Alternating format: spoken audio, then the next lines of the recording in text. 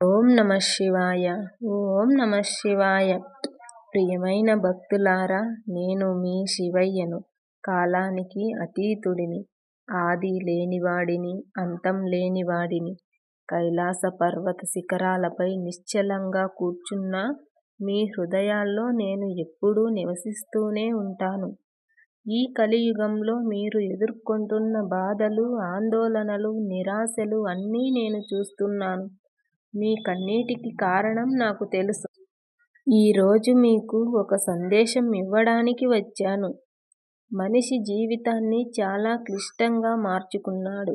అవసరానికి మించిన కోరికలు, ఇతరులతో పోల్చుకునే అలవాటు, ఎప్పుడూ ఏదో ఒక కోల్పోతున్నామనే బాధ. భక్తులారా, సంతోషం బయట లేదు, అది మీలోనే ఉంది. మీరు శ్వాస తీసుకుంటున్నారా? అది నా ప్రసాదం. మీరు నడుస్తున్నారా? అది నా ఆశీర్వాదం. చిన్న విషయాల్లో ఆనందాన్ని చూడండి. ప్రకృతిని ప్రేమించండి. నిజాయితీగా జీవించండి. శివయ్య, నేను నీ భక్తుడిని, అయినా నాకు కష్టాలు ఎందుకు అని అడుగుతారు. భక్తులారా, బంగారాన్ని శుద్ధి చేయాలంటే అగ్నిలో వేయాలి. అలాగే మనిషిని బలవంతుడిగా చేయాలంటే జీవిత పరీక్షలు పెడుతుంది. నా మీద నమ్మకం పెట్టుకోండి. నా మీద నమ్మకం పెట్టుకోండి. గుర్తుంచుకోండి, కష్టం శాశ్వతం కాదు. మీ సహనం మాత్రమే శాశ్వతం. మీరు చేసే ప్రతి పని, మీరు మాట్లాడే ప్రతి మాట, మీరు ఆలోచించే ప్రతి భావన అన్నీ కర్మలే. మంచి పని చేస్తే మంచి ఫలితం, చెడుగా చేస్తే అదే తిరిగి వస్తుంది. నేను శిక్షించే దేవుడిని కాదు, నేను న్యాయం చేసే శక్తిని. ఇతరులను నొప్పించకండి. అమ్మను, నాన్నను గౌరవించండి. స్త్రీలను శక్తిగా చూడండి. బలహీనులను ఆదుకోండి.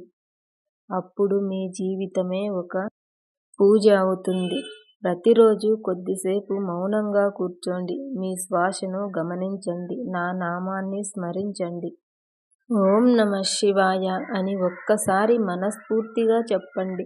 కోపం వచ్చినప్పుడు మౌనం, బాధ వచ్చినప్పుడు భక్తి, అహంకారం వచ్చినప్పుడు వినయం. ఇవే నా నిజమైన పూజలు. ప్రియమైన భక్తులారా, మీరు ఒంటరివారు కాదు. నేను మీతోనే ఉన్నాను. మీ కన్నీటిని నేను తుడుస్తాను. మీ శ్రమను నేను చూస్తాను.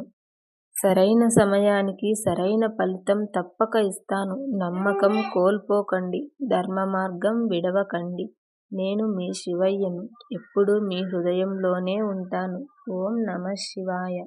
ఓం నమః శివాయ. ఓం నమః శివాయ. ఓం అరుణాచలేశ్వరాయ నమః. ఈ సందేశం వింటే మనసుకు శాంతిగా ఉన్నట్లయితే ఒక్క లైక్ చేసి ఈ ఛానల్ని సబ్స్క్రైబ్ చేసుకోండి.